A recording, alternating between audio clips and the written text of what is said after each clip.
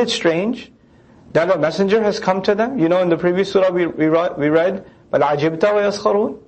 You find it strange that they make fun. Now it's the flip, the other side. They find it strange that a warner came to them from within themselves. See, this idea of warners coming from within themselves, why is that strange? Because a warning comes from a place where you're not. Like, for example, somebody comes and tells you, hey, there's a really big storm coming. You don't have the radio, you don't have TV or internet or 3G or whatever. Somebody who has news has to come and tell you. Somebody who's with you. Now think ancient times, there's no mass media. So if the town is going to hear about a warning that nobody else knows about, then it has to come from an outsider. It can't come from someone among them. That doesn't make sense. You have to go out, see something that I don't see, and then come and warn me. So they find it strange that he's warning us and he's among ourselves. You didn't go anywhere to get this. You didn't go anywhere. Your claim is you didn't have to go anywhere to get this warning. The warning actually came to you. The warning came to you, but we don't see it. So they find it weird. وَقَالَ الْكَافِرُونَ هَذَا سَاحِرٌ كَذَّابٌ. And the disbelievers said, this is a magician. You know, this is a change of tone. We're learning that this surah is more aggressive in the what it quotes of the kuffar. First of all, they find it strange. That's a little light. But you know how previously we even saw that there was a hint of feeling bad for the Prophet ﷺ? Maybe he's lost his mind. What's really going on with him? You know, they're concerned about him. But now, he's هَذَا سَاحِرٌ كَذَّابٌ. This is a magician. And he perpetually lies. He lies over and over and over and over again. And that's a very strange combination of words. It actually proves the inconsistency of their claim inside it. First of all, they find it strange. But if you find it strange, that means you don't have an explanation.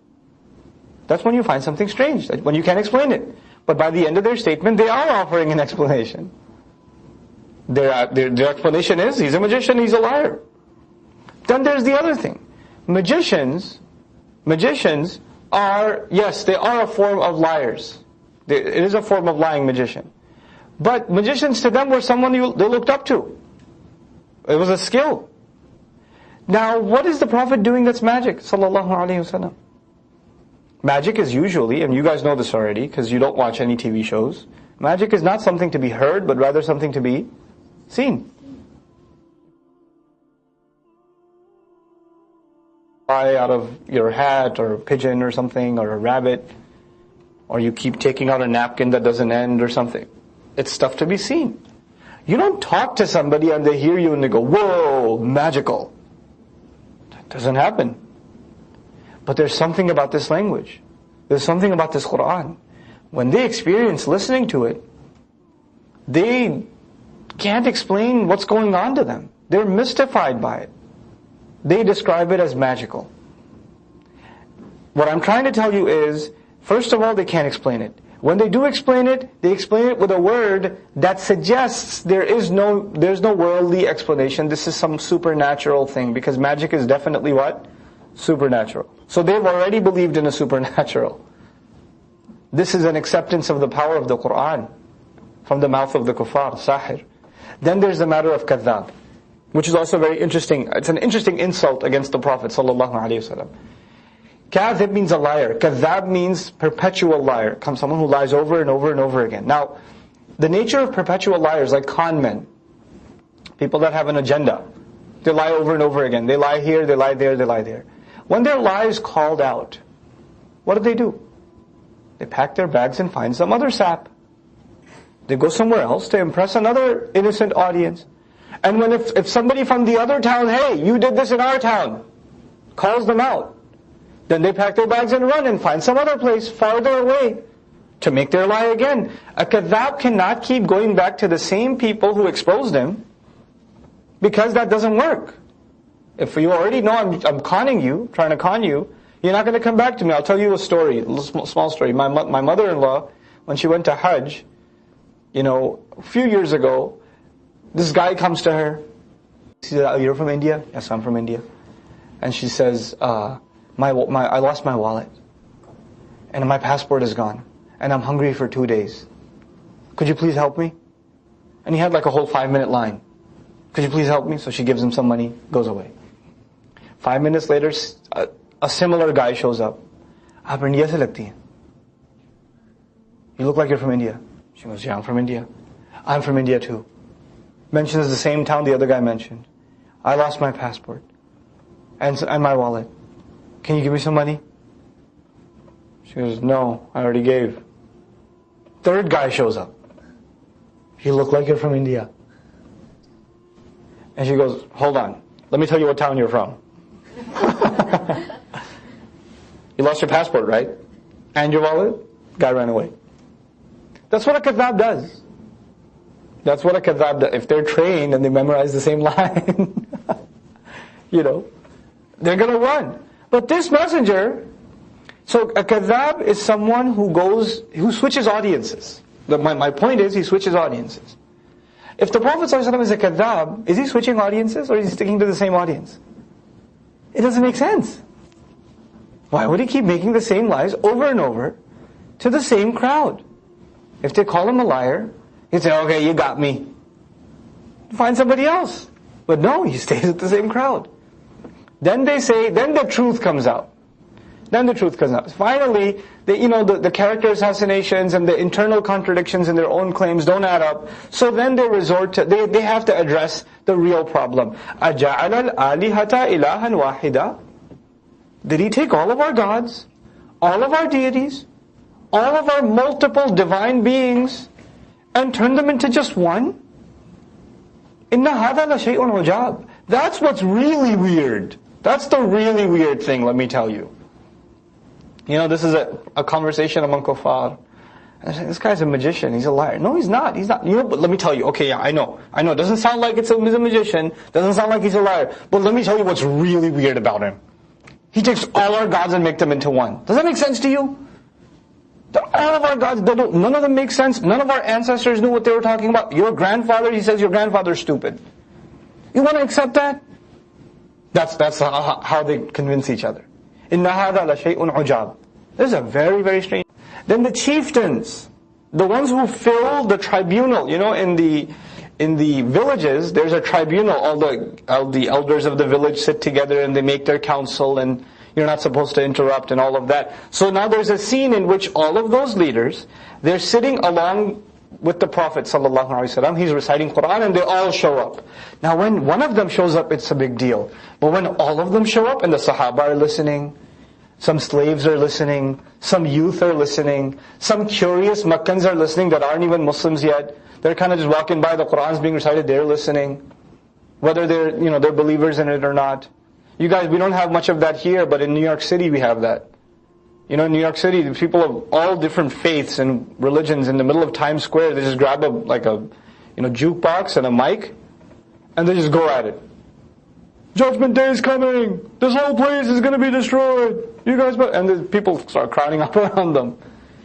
So the Sahaba are there for a purpose, but then there are people who are just listening for the sake of listening. They're also in it. And now the elite of Makkah show up. And they're listening. And they listen for a little while. And now we already heard what they have to say.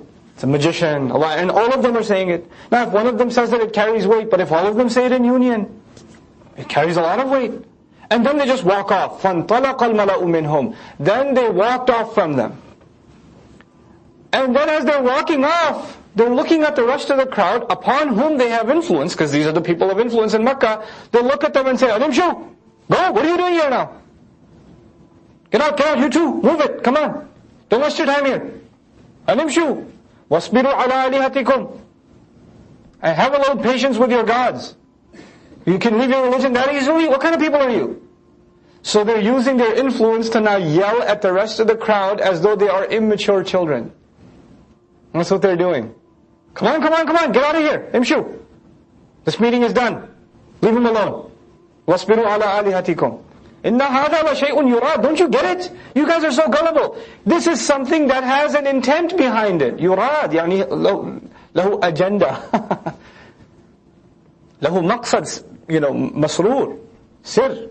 Lahu sir. He's got a secret. He's got some intention behind it. He's got some agenda he's not telling you about. We could see right through it. We're the elders. We know these things. So you get out of here. Inna hadha la shay'un yurad. مَا سَمِعْنَا بِهَذَا فِي الْمِلَّةِ الْآخِرَةِ.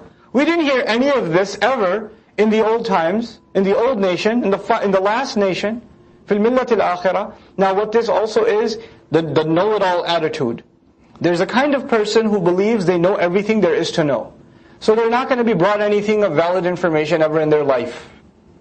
Nothing that they need is going to be brought to them from anywhere else. Because they already know everything. They're already on top of ilm. So when they hear something they've never heard before, it must be invalid. Why? Because I've never heard it before. If it was worth knowing, then I would be the first to know it. If I didn't hear of it, that's got to be useless information. Because I don't own it. This is an extreme form of intellectual pride. It's intellectual pride. In هذا إلا اختلاق. This is nothing but a creative invention. اختلاق يعني ما هذا إلا كذب وافتراء was one basic meaning. It's nothing but a lie and a made up thing. ومعنى الاختلاق خلق الشيء بلا واقع يسانده. This is the creation of something with no basis that you can go back and rely on. Something that's made up. Khalq, creation. Ikhtilaq, creative creation. Something that's just, he's gone really elaborate out of his way to make this up. That's why you were so captured by it, by its magic. But get out of here. أُنزِلَ عَلَيْهِ الذِّكْرُ مِنْ بَيْنِنَا. The ultimate reminder was sent to him from among us. We, the elders, the leaders of Quraysh, the ones that everybody recognizes as the owners of wisdom in this town, none of us got this wisdom and he got it? Really? Was there no better qualified candidates in Makkah available? أُنزِلَ عَلَيْهِ الذِّكْرُ مِنْ بَيْنِنَا بَلْ هُمْ فِي شَكٍّ مِّن ذِكْرِ. Now Allah interjects, makes this comment. The fact of the matter is, they are really in doubt about remembering me. They're not so sure if remembering me is such a good idea. بَلْ لَمَّا يَذُوقُوا عَذَابٍ. Rather, the case is that they haven't tasted punishment yet. These people are at a stage that the only thing that can set them straight is punishment. Teachers know that. Teachers know that. Especially old-time teachers, not teachers in America because we have policies here. Back there's a student that the only thing that straightens this kid out is you tell his parents. Actually, that's far worse in Pakistan, India than any beating. Just tell his parents. Then, inna lillahi wa inna ilayhi raji'un. Then it's over. But then he'll set straight. He'll be awesome. My teacher did that to me in 8th grade. I was in Pakistan for 1 year. Woof. It was awesome. Failed my math test. I got a 19 on my math test. Didn't say anything. Just called my mom. It was over. Got a 90 on the next one. You know, all the excuses, all the video games, all of it out of my system. All of it. Not even interested. Sun goes up, sun goes down, my head's in the book. Why? Because there's some people, until they taste punishment, man, they just can't set straight. Allah says about these people, they're in doubt. And they're so deluded that the only thing that'll wake them up now is punishment. Punishment hasn't yet touched them. By the way, this is one of the rare occasions of the use